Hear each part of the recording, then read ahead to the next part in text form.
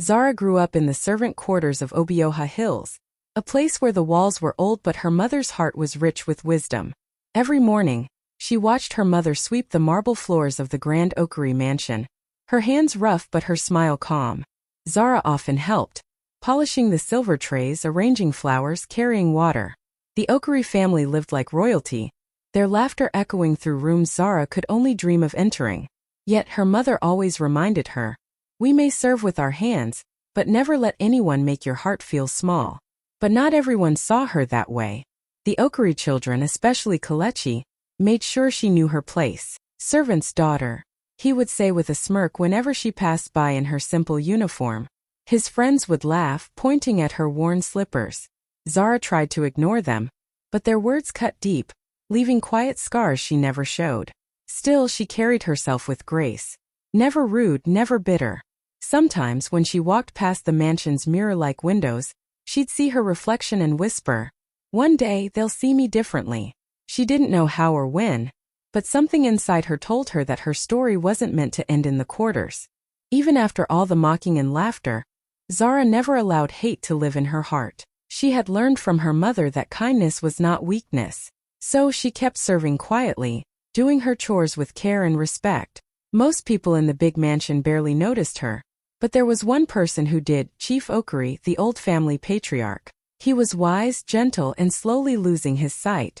Many in the family avoided him because he talked slowly and needed help with everything, but Zara didn't mind. One afternoon, while she was dusting his library, she noticed him struggling to read a letter. Without thinking, she said softly, "Sir, would you like me to read it for you?" He looked up and smiled, his eyes filled with gratitude. From that day on, Zara would spend a few minutes each evening helping him read his letters and documents. She would sit beside him, her voice calm and respectful, reading every word with care. Sometimes he would stop her halfway and say, "You read with such grace, my child. There's light in you.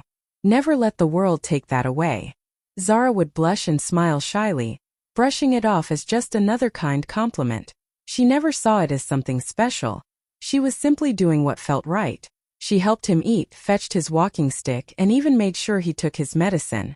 When she laughed softly at his old jokes, he'd often say, "You remind me of the daughter I never had." While others saw an old man who was no longer useful, Zara saw a soul that needed care and companionship. What she didn't know was that Chief Okiri noticed everything. Her patience, her humility, her quiet strength. In a house full of pride and noise, her kindness became a quiet light that touched his heart more deeply than anyone could have imagined. By the time Zara turned 22, she had grown into a young woman with quiet strength and a gentle confidence that came from years of humility and care. She still lived in the servant quarters, still helping her mother with every chore. But there was something different in her now, a calm dignity that made her presence felt even without words. One evening, the Okiris hosted a grand birthday party for Kelechi. The mansion was alive with music, laughter, and sparkling lights that danced off the marble floors. Guests arrived in shining gowns and crisp suits, carrying expensive gifts and boasting loudly of their wealth. Zara, in her mother's simple Ankara dress, moved gracefully among them, carrying trays of drinks and offering polite smiles. She kept her head low, focusing on her work, trying not to notice the whispers and sneers that followed her like shadows. But Kelechi saw her, and a cruel smile spread across his face. He called her out in front of his friends, his voice loud enough for everyone to hear.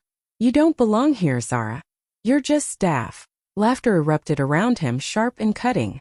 The guests turned to look at her, some smirking, others pretending not to notice, but the words sank deep into her chest. Zara's hands shook slightly as she carried a tray of drinks past him, every step feeling heavier than the last. After the party, she went to the quiet of the servant quarters, her chest tight with the sting of humiliation.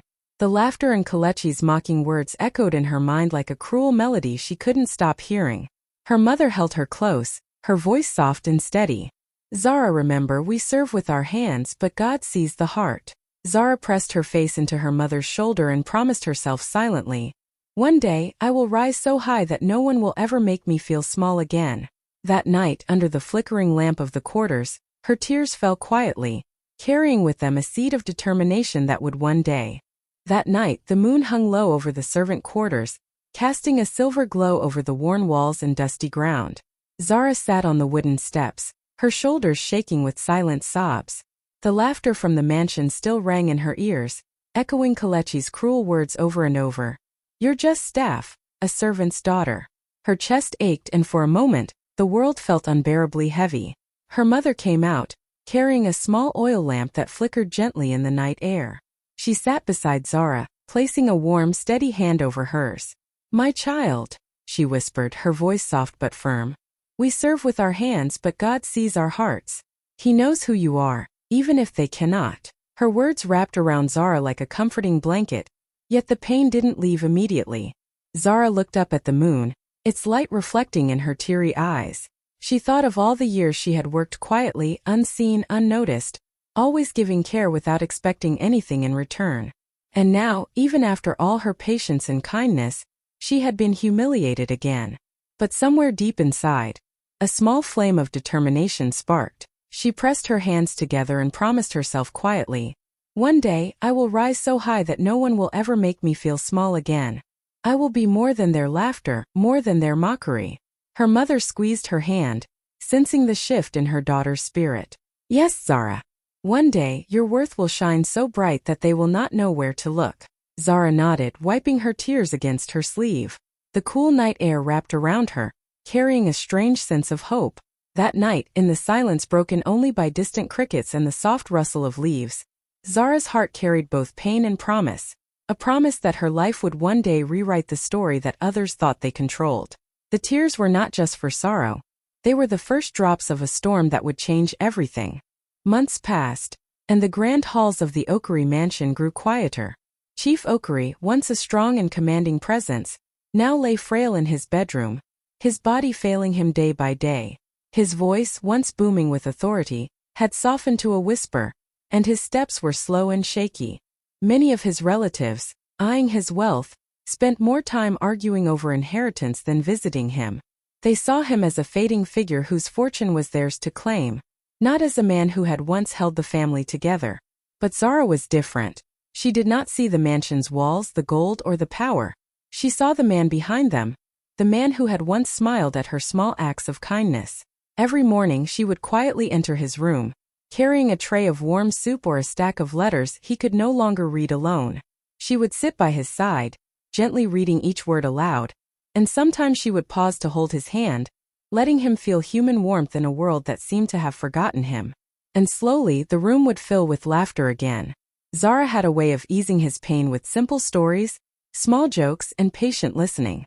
He would chuckle softly, the sound fragile but real, and murmur, "You remind me of the daughter I never had." Those words sank deep into Zara's heart, filling her with a quiet joy she rarely allowed herself to feel. She never expected anything in return, never imagined that one day they would change everything for her. While others were blinded by greed, Zara's presence became a gentle light in the chief's fading days. She did not just care for him, she honored him, seeing the man beyond the illness and the wealth. In the silence of his room, between soft coughs and whispered conversations, a bond grew stronger than family pride or money. Zara's kindness was not noticed by the world, but Chief Okery saw it, and it mattered more than anything. Her love, quiet and steadfast, was the one thing that kept his spirit alive amid the shadows of betrayal. The day Chief Okery passed, the sky over Nsarala seemed heavy, as if the clouds themselves were mourning. The city felt the loss. His funeral drew crowds from every corner, with people in crisp suits, colorful gowns, and solemn faces. The mansion gates opened to a sea of mourners, all paying their respects to a man who had been larger than life. Zara stood at the back, clutching her mother's hand tightly. Her black wrapper was simple, nothing like the grand fabrics worn by the guests, but she held herself with quiet dignity, her eyes fixed on the coffin that carried the man she had loved and served. Kelechi and the other Okery relatives milled about near the front, their voices low but sharp, full of greed and impatience. They whispered, pointed, and argued about what they would inherit, hardly glancing at the coffin before them. Zara felt the sting of their indifference, but she did not shrink or protest. She had learned long ago that true strength was silent, and her heart was full of a different kind of wealth, love, respect, and loyalty. As the ceremony went on, flowers were laid, prayers were said, and the air was thick with grief. Zara's mother squeezed her hand and whispered, "You stayed with him when no one else did. Your heart will not be forgotten. Zara nodded, tears brimming, her mind wandering to all the nights she had spent reading to him, laughing with him, and simply being there when the world ignored him. What none of the greedy relatives knew was that Chief Okiri had written a new will just a week before his death. While they focused on shouting over each other and claiming what they thought was theirs, he had chosen someone else, someone who had truly seen him, cared for him, and loved him without expecting anything in return. Zara remained quiet, her hands folded, her heart steady. She did not yet know the full power of the chief's last decision, but deep inside, a flicker of hope burned. One day, the world would see her not as a servant. The lawyer's office was tense, filled with the polished chatter of the Okiri family, all dressed in their finest clothes, their heads held high with pride and expectation. They sat in stiff chairs, whispering to one another about what they would inherit, confident that the mansion, the land, and the family fortune were theirs by right. Zara entered quietly with her mother, her heart pounding, unsure why she had even been called. She glanced at the seating chart and froze when she saw her name listed. "Why would they call me?" she whispered, gripping her mother's hand tightly. Her mother gave her a small reassuring squeeze. "Just sit quietly, my child.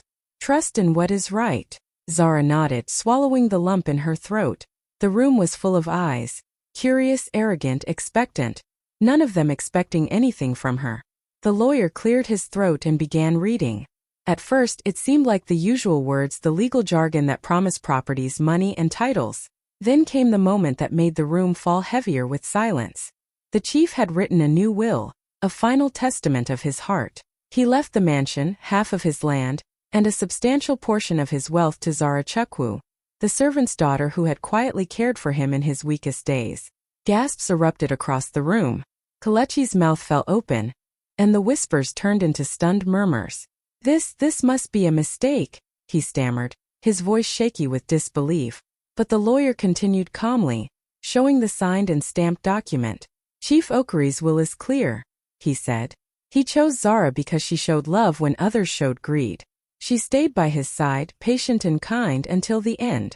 Zara sat frozen, tears filling her eyes, her fingers trembling as she held her mother's hand. The room buzzed with shock, anger, and disbelief, but she felt only a strange mixture of awe and gratitude. She had never expected recognition, never sought reward, yet here it was, the life. The room erupted in stunned gasps, the kind that make your chest tighten and your heart pound. Kelechi shot up from his chair, his face red with anger and disbelief. "This must be a mistake," he shouted, his voice cracking. "She's nothing. How can a servant's daughter inherit what's rightfully ours?" His relatives murmured among themselves, some shaking their heads in disbelief, others whispering angrily about the injustice. The air felt heavy, thick with tension and shock, as if the walls themselves were holding their breath. The lawyer remained calm, his hand steady as he slid the signed and stamped will across the table toward Kelechi. "Chief Okiri's will is very clear," he said, his voice firm and unyielding. "He left everything to Zara Chukwu because she showed him love when others showed greed. She cared for him when no one else did." The words hung in the air, echoing like a quiet thunder, and for a moment the room seemed to stop moving. Zara sat frozen, clutching her mother's hand, her mind trying to grasp what had just happened. Tears streamed down her cheeks, hot and silent, but her lips remained pressed together. She had never sought recognition, never asked for reward. All she had done was care, quietly, faithfully, without thought of wealth or power. And now the world she had quietly dreamed of was being handed to her. Not because she demanded it, but because she had shown what truly mattered. Kelechi's face twisted with anger, humiliation, and disbelief as he realized the truth. The pride he had worn like armor had crumbled in an instant.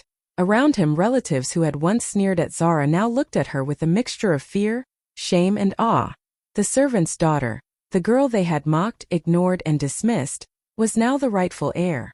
And in the silence that followed, Zara felt something swell inside her. Not triumph over others, but a quiet, unshakable sense of justice, of destiny fulfilled. In that moment she realized that true wa. Within days, the story of Zara's inheritance spread like wildfire through Nsarala City. Phones buzzed constantly, news channels picked it up, and social media was alive with messages, photos, and videos. The servant's daughter inherited the mansion. People shared her story with astonishment, disbelief, and admiration. What had once been a quiet, almost invisible life in the servant quarters was now the talk of the entire city. Those who had mocked her, laughed at her, and whispered cruel names behind her back now avoided her gaze. When Zara walked through the streets, heads bowed in respect instead of smirks. Friends and strangers alike paused to acknowledge her, whispering praises of her patience, kindness, and courage. Even Kelechi and his relatives, who had been loud and arrogant just weeks before, now met her eyes only briefly, their pride replaced by stunned humility. The city that had once looked down on her now saw her in a completely new light. Back in the servant quarters, Zara's mother watched with tears in her eyes. Her neighbors and fellow workers gathered around, dancing, singing, and celebrating with joy that seemed too big for their small space. God doesn't forget humble people, one of them shouted, and everyone cheered. The women who had scrubbed floors, carried water, and served with her mother hugged Zara and blessed her, their voices full of pride and excitement. Zara herself walked quietly through the celebration, her heart full but her steps measured. She remembered every harsh word, every laugh, every look of disdain she had endured. And yet she did not feel bitterness, only gratitude and a quiet strength that had been growing inside her for years. The city might have been shocked, the world might have been talking, but for Zara, the greatest victory was the knowledge that patience, kindness, and unwavering integrity had been seen, recognized, and honored. In the laughter and joy around her, she realized something profound. Sometimes, a few days after the news spread, Kelechi showed up at Zara's new home, his face red with anger and desperation. The mansion, once his playground, now belonged to the girl he had mocked for years, and he couldn't accept it. He stormed through the grand entrance, his voice booming across the hall. "You tricked him," he shouted, pointing a finger at her. "How could you take what was mine? This is wrong." Zara stood in the center of the room, her posture calm, her eyes steady on his. She felt the anger radiating off him, but she did not flinch. She took a slow, measured breath and said softly, with a clarity that cut sharper than any shout, "No, Kelechi, I did not trick him. I treated him like a father. You treated him like an ATM." The words hit him harder than he expected. He opened his mouth trying to argue, but nothing came out. His anger faltered as he realized the truth in her voice. She wasn't bitter. She wasn't seeking revenge. Her calmness, her quiet strength, made him feel small in a way no insult ever could. Around the room, the mansion glimmered with a new sense of life, light bouncing off the polished floors, paintings reflecting the pride and dignity of the woman who now owned it. Kelechi's eyes swept over the house, then back to Zara, and for the first time, he saw her differently.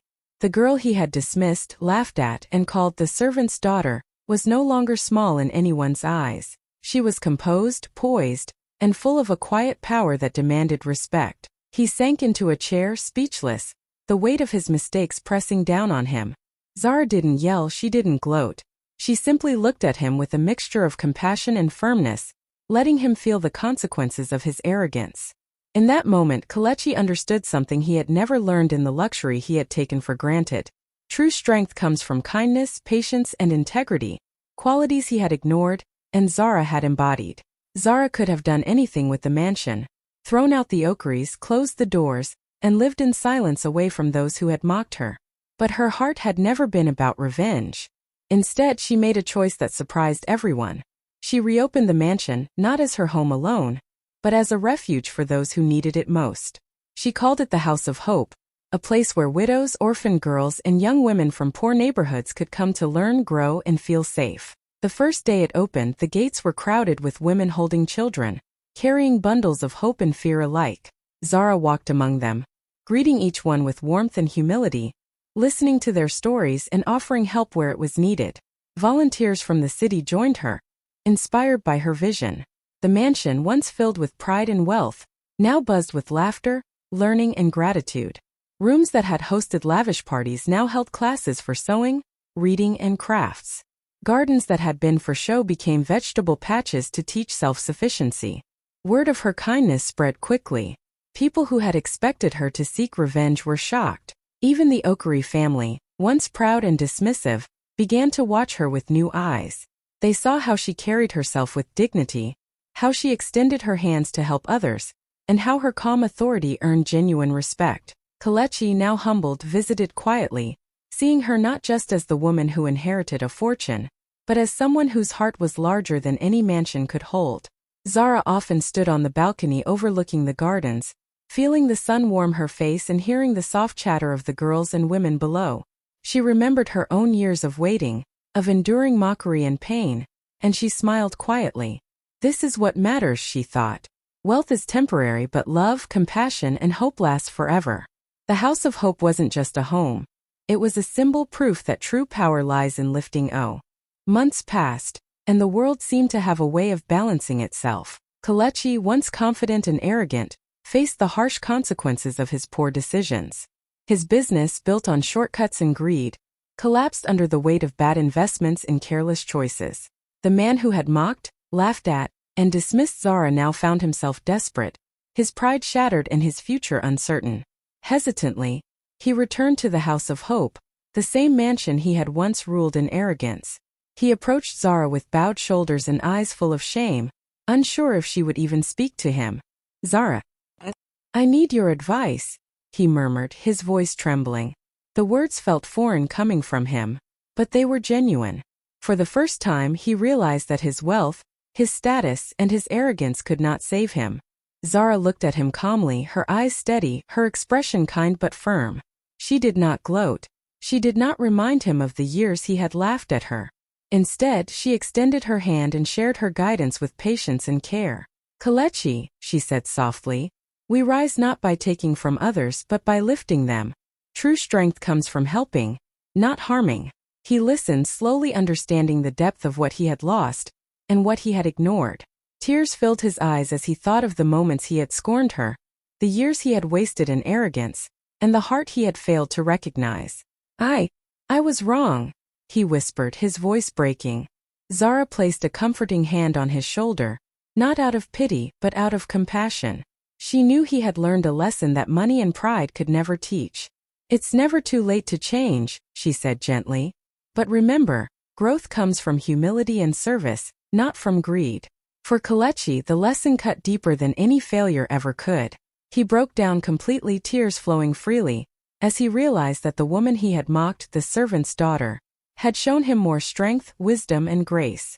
Weeks after the will reading, Zara received a quiet visit from the family lawyer, a tall, serious man who had watched the events unfold with careful eyes. He asked to speak with her alone in the mansion's library, away from the chatter and curiosity of the city.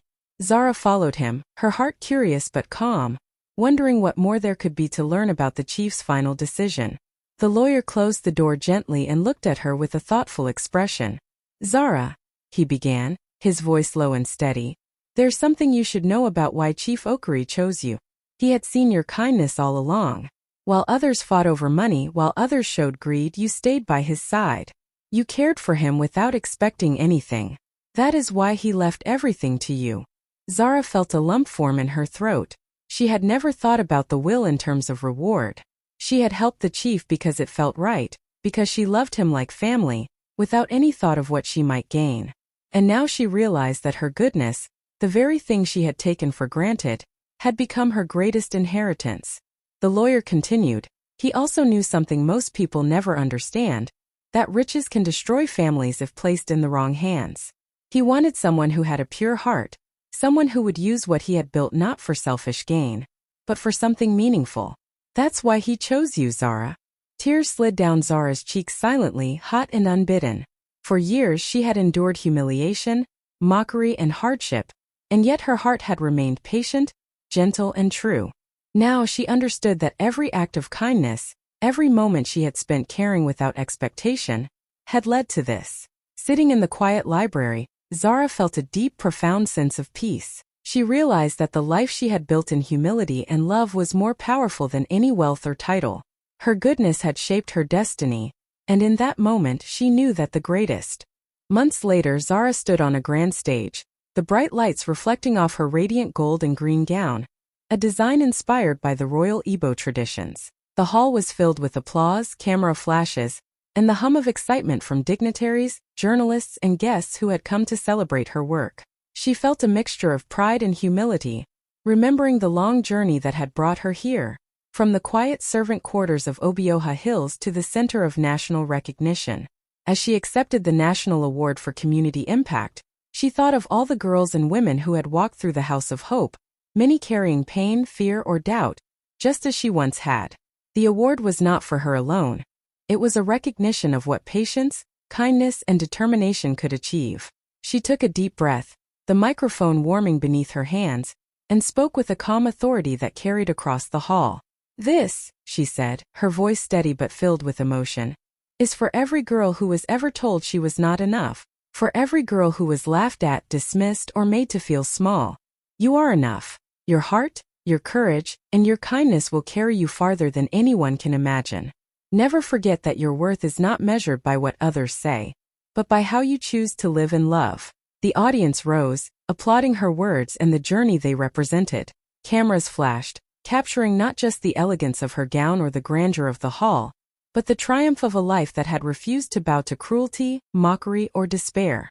In that moment, Zara felt a quiet joy that no applause could fully express, the knowledge that she had turned every tear, every insult, every long night of waiting into a story of hope and impact. As she looked out at the crowd, she smiled softly, thinking of her mother, the women she had helped, and even the girl she had once been, sitting on the wooden steps of the servant quarters. This was more than an award. Across Africa, Zara's story spread like wildfire. From small towns to big cities, people shared it on social media, in cafes, on buses, and in offices. "He called her a servant's daughter, but the will had her name on it," they said, astonished and inspired. Everyone wanted to know about the quiet, kind girl who had risen above mockery, cruelty, and doubt to claim her place with dignity and grace. Zara became more than a name, she became a symbol. People admired her patience, her humility, and the way she had chosen compassion over revenge. Young girls who had been told they were not enough looked at her story and saw themselves in her courage. Women who had struggled quietly in the shadows felt hope. Even those who had been proud or cruel found themselves reflecting on their actions. Her journey reminded everyone that true power is not in wealth or titles, but in a heart that loves and a spirit that refuses to be broken. When journalists came to interview her at the House of Hope, she spoke softly, but every word carried weight. "Life may mock you, laugh at you, and try to make you feel small," she said. "But if you stay true to your heart, if you care even when it's hard, one day the world will see your worth." Her story was retold in schools, in newspapers, and online, touching hearts everywhere. Zara Chukwu, the girl once called a servant's daughter, had become a legend, a living proof that sometimes the world laughs while heaven quietly writes your name in gold. Her name would inspire generations, not just for what she inherited, but for the grace, love, and courage she carried in every step of her journey.